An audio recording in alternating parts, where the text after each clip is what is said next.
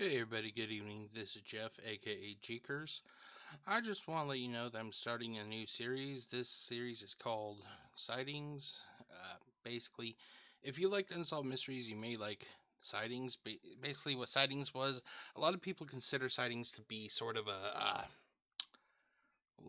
lower budgeted produced show compared to unsolved mysteries. I kind of like Sightings because Sightings tended to have more of a gritty look and feel to it. It's kind of like what Unsolved Mysteries was for the first 2 or 3 years of their uh, production, and then how Unsolved Mysteries, their quality went up after the first 2 or 3 years. Sightings kind of kept that gritty feeling. I think they wanted to make it feel like that to keep it more authentic, I guess you could say. But this is going to be the first episode, and in this episode, I will be talking about Larry Roche. Larry Roche committed suicide, and he basically is said to haunt a house, and not just haunt it, but be physical about it. So let's actually get started, and let's have some fun, shall we? Ghosts. Many parapsychologists believe that they're collections of electrical energy, and conventional scientists agree electromagnetism is all around us. But paranormal researchers take it one extraordinary step further. They believe electromagnetism has a personality, that it can be the outward manifestation of a tortured soul in limbo. Okay, now this is one thing I like about. There's specifics about both this host and Robert Stack from Unsolved Mysteries that I like. Robert Stack, he seemed to be very. A lot of people said that he seemed to fit in with that show because of his voice, and then that's totally cool with me. This host, he seems to have a when he's talking about these cases, although he's probably reading from a teleprompter, he seems to be very knowledgeable about what it is he's talking about.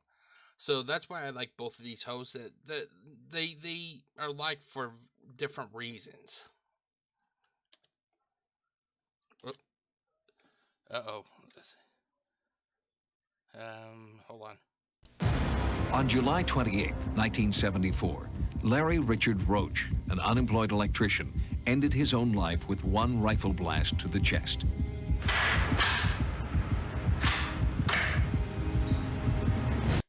Now you're probably wondering, like, what the reason was that I had the suicide prevention image at the beginning. It isn't just because of this case. I'm slowly making it known that over the last few years, it's been hard for me, and I kind of want to pay it forward.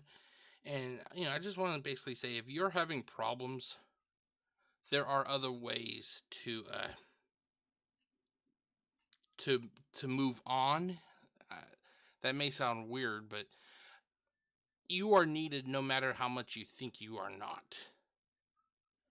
You may not think you're needed when you're thinking about hurting yourself, but trust me, if you do something, it will have repercussions, and it'll leave a hole in people who know you. So that's why I'm going to be starting to plug the National Suicide Prevention Organization at the beginning of all my videos. I Regarding this video, I can't help but think, if maybe if this was if this happened more in today's era, would there have been people that would be able to have successfully helped Larry with his depression? I guess we'll never know. Before his suicide, Larry Roche had been severely injured on the job. Electric shock had left him physically and mentally disabled. He had seizures, was emotionally unstable, and when his wife left him, Larry Roche became despondent and took his own life. I can't help it. This poor guy really got dealt a bad hand. He got hurt, he lost his job, and then to top it off, he lost his wife. I had a talk with my friend Aaron earlier, just before starting this video, and I talked because because of the way things are going in my life, it really it made me question what it means to be a man. And I've come to a conclusion, to me, I always was under the mindset that a man is the breadwinner of the house. If you're not bringing in, then you're not much of a man. And the sad thing is like I don't think that's the way it should be anymore. If other people can also be the breadwinners, other people can help contribute to the family. And I'm wondering if he had that kind of structure. Maybe I'm wondering if Larry had that same kind of mentality that I do. This case was back, I think it was in the late '80s. I can't recall when it was. There's no real wiki for uh, these cases, so there's not going to be a follow up or anything. But I can't help but think that if things were better for him, like if he lived in this time, this era, would he, would things have been different for him? Today, near Dallas, Texas, in this quiet neighborhood, a new family lives in the house where Larry Roche committed suicide. It was supposed to be the Lamonis family's dream house. They finally had a backyard for the children and plenty of room. But their happiness has been short-lived. They believe something is trying to force them out. 3 weeks after we moved in, strange things started to happen. I had walked from the dining room into the kitchen, and about then, something got a hold of my hair and lifted me up, and I started hollering, "Pam, Pam, help me." And she turned around and looked, and she said I was just like a haze all over me, like a glow, like I had lit up. Most of the disturbances in the house seemed to be related to strange electrical energy that had an almost human form. It affected appliances, the telephone, the lights. The phone answering machine played back messages spontaneously. You've reached 642. You've reached 642. How eerie is that? I've watched a lot of ghost hunting shows, and one of the things they like to do is bring a recorder with them to record EVPs or electric voice phenomenons. So this was like a real early version of an EVP, I guess you could say. But instead of the ghost itself talking, the ghost was actually using the voice that the homeowners use their voice in the recording. So that's kind of unique for a ghost. I've never really thought of them doing that. Then a frightening apparition appeared in the kitchen. All at once, I just felt like something was in the kitchen. I just felt like something was staring at me. And I turned around and I looked, and I seen laying on the floor like a whole figure of a man's body. I was terrified. So I got up, and when I did, it just vanished away like it went up into the air in smoke, up into the kitchen light. Okay, this would be the point. Like, if I saw that, I won't lie to you guys, I'd be shitting my pants. I would definitely need to be cleaning my underwear after I got done seeing some weird shit like that. And the terror only worsened. It started getting worse and worse in the house. It got to where I was scared to stay here. Late at night, eerie footsteps would echo throughout the house. The apparition paced outside the bedroom doors. Then the activity in the house took a sinister turn. Did the apparition want the family dead? I came home one afternoon, and the gas stove had been turned on, and Joe was asleep on the sofa. I came in, smelled the gas at the front door, left the front door open because you could not even walk in, and it really scared me. After this incident, Pam started to ask neighbors about the history of the house.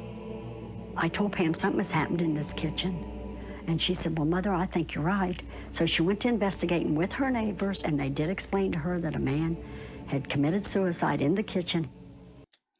Okay, now I'm going to ask a question, and this has raised, legal questions in the past. If you're renting or you're buying a house, do you think that the owners of the house you're buying or the management of the people of the house you're renting, do you think they should be mandatory that they tell you if either there's been a murder or there's been reports of ghosts? Do you think they should be mandatorily required to let you know about these kind of incidents. Me, I'll be honest. I think they should. I mean, wouldn't you want to know if the home you're going to go into was the scene of a suicide? Like, to me, I think it's just a thing of decency. Also, because if, let's say, you move into a house and you're not told, and somebody kill his family or whatnot, and the neighbors know, you will become the object of their gazes and them being staring at you and stuff, because they're going to be like, oh shit, this person moved into that house. I think anybody who's renting or buying a home or whatever, they should have that right. That way they can anticipate what's going to happen. The Lamonases wondered if it was Larry Roche's angry, restless spirit that was tormenting their lives. Desperate to find out, Pam contacted psychics Dwana Paul and Carol Williams. When Pam called me, she was very disturbed. Her voice was shaking. She said, I have someone in my house, and it's a ghost. I did feel cold spots in a few of the rooms, and as we were just sitting there in the living area, I started feeling the tingling sensation that I feel when a spirit is there. Just before the 18th anniversary of the suicide, the psychics hold a seance they hope will drive Larry Roche's spirit from the house. Carol, Dwana, and other psychics joined together with the Lamonas family. We've come here tonight to bring in the spirit of Larry from this house, and we're going to attempt to send Larry to the light. Understand that you committed suicide. You killed yourself.